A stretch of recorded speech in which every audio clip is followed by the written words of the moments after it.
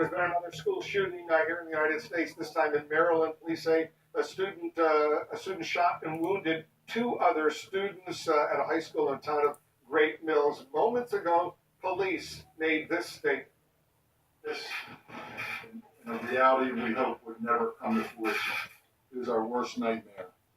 Today at approximately 7:55 a.m., Great Mills High School student Austin Wyatt Rollins, age 17, produced a handgun while in hallway F in Great Mills High School and shot a Great Mills High School student, a female who was 16, and a Great Mills High School student, a male who was 14.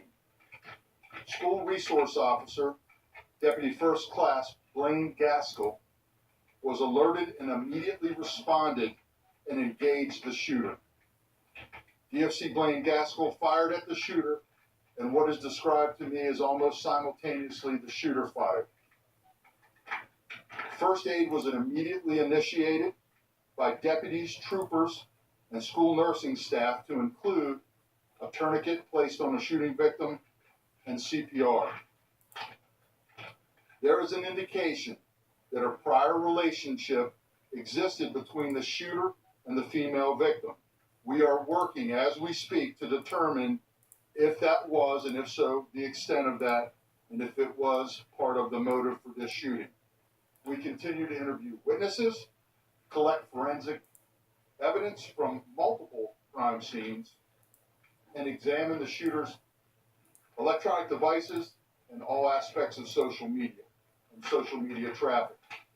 The 14-year-old male student was transported to MedStar St. Mary's Hospital, is in stable condition there. The 16-year-old female student was transported to PG Shock Trauma, and she is in ICU with life-threatening critical injuries. I would ask that anyone that has any information, please call the hotline that's been established, 1-800-CALL-FBI. Now I'd like to introduce the Governor of Maryland, Governor Larry Hogan. Governor, thank you. Well, thank you very much for being here today.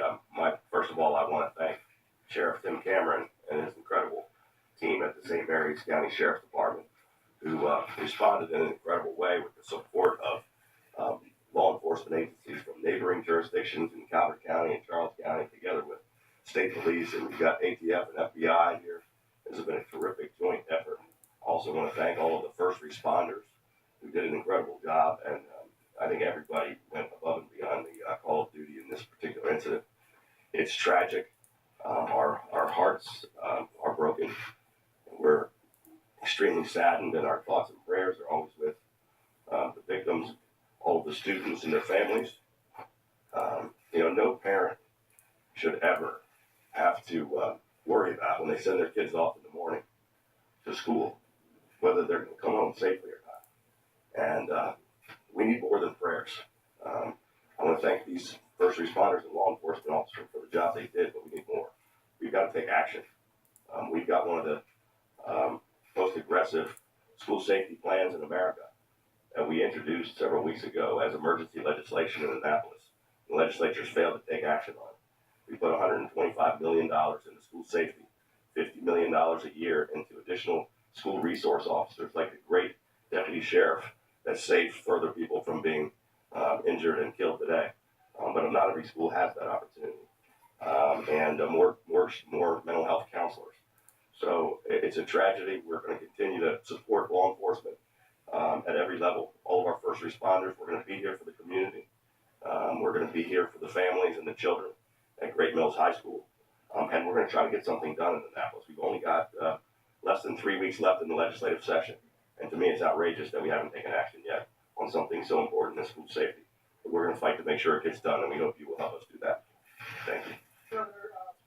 All right, so there you have the latest developments. Another school shooting here in the United States, this time in Maryland, seen as